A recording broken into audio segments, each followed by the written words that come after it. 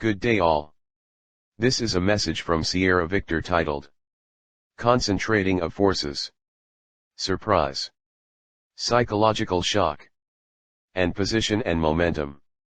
Here at Sierra Victor we do not use scare tactics to influence our membership figures. We do the opposite in trying to give people practical, logical, and analytical hope in ways to protect and organize themselves for a SHTF scenario. The first instinct always is to flee from confrontation. It is normal human behavior. In a country like South Africa where almost every city and town is outnumbered and surrounded by a lower income threat. If and when and how it will happen, remains to be seen. Also if the police and military will have the means and the will to protect normal law-abiding citizens against mass riots and crime. It is therefore of utmost importance to prepare for this anticipated event by organizing yourself in groups or by joining existing groups and organizations in your geographical area. Forget differences for now. In the end, in this worst-case scenario, smaller ideological differences will fade away in the face of danger to yourself, your family and your property. Start thinking as victors of the situation. You as South Africans have proven yourself over more than a century as religious, fanatical, and feared opponents to anyone who dared to raise arms against you. Do not be scared of numbers. The essence of success in any defensive military maneuvers lies in strong, effective, and dynamic leadership and the will to survive. With cunning ingenuity, the correct application of resources, both human and logistically, there lies far more power than in a mass dumb undisciplined chaos.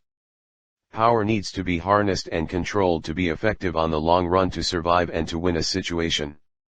And that is the big advantage we will have. The dynamic element of combat, the means of concentrating forces in critical areas to gain and to use the advantages of surprise, psychological shock, position, and momentum which enable smaller forces to defeat larger ones. Let's have a look at these points made. 1. Concentrating of forces. It is paramount to decide where forces should be placed and why. Any war is won or lost by logistics. Forces should be concentrated around such logistical points in a defense perimeter. The old and the young should be utilized for this. Old is older than 65. Young is younger than 20. These perimeter defenses should secure, protect, and defend these installations. The middle age group, 20 to 65, could be utilized in offensive capturing of more logistical points. The main aim should be to control the most logistical points as soon as possible.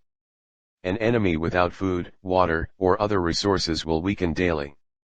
Forget about the enemy initially, control the logistics first. 2. Surprise.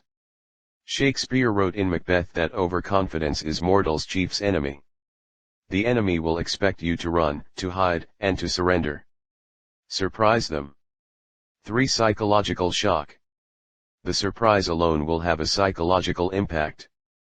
But when confronted with violence, do not hesitate to inflict maximum harm in return. This fight will not be a fair fight. The enemy will use barbaric and gruesome tactics. Meet them on that playground. No mercy and no rules. This will be a situation of survival and winning.